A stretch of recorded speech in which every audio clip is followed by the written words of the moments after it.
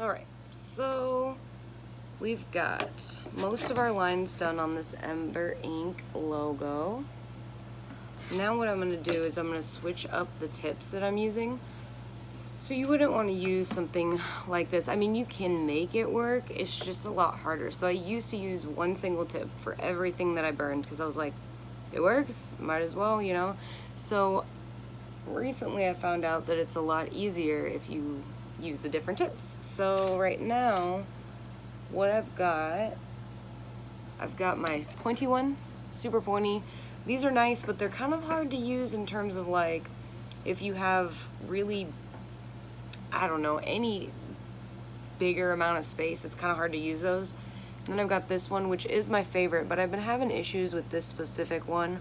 This is a diagonally cut circle tip.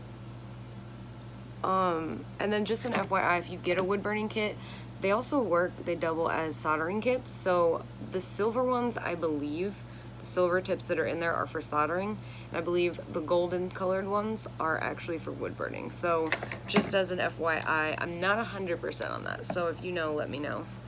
Also, if you ever have ideas for art, please let me know. I'm constantly looking for new and fun ways to incorporate art into everyone's life. I'm trying to come up with, just in general, a good, wholesome idea that maybe anybody would like.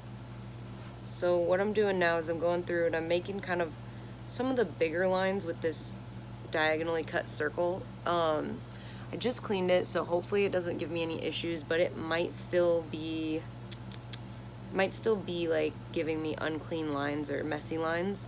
If it's doing that, I'm gonna probably switch pretty quick.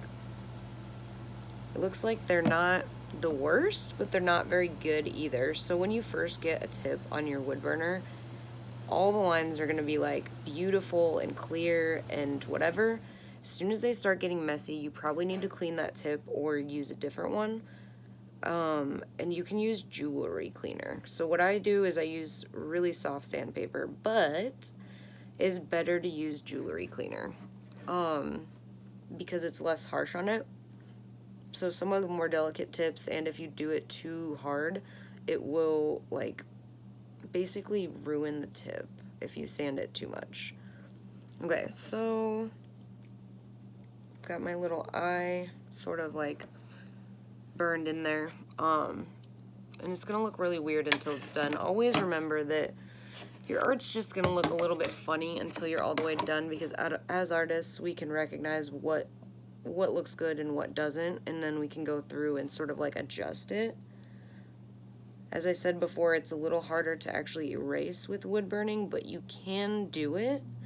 You just can't do it more than like maybe once or twice, because if you do, your customer is gonna know, or your person that you're giving the gift to, or you know, your friends that come over and look at it, they're gonna know as soon as they see it, because you have to use a Dremel tool. So let's see. So when I drew this, it was kind of off, so I'm having to like sort of readjust as I go through and burn this as to where the lines are, because they're definitely not in the right spots. Let's see.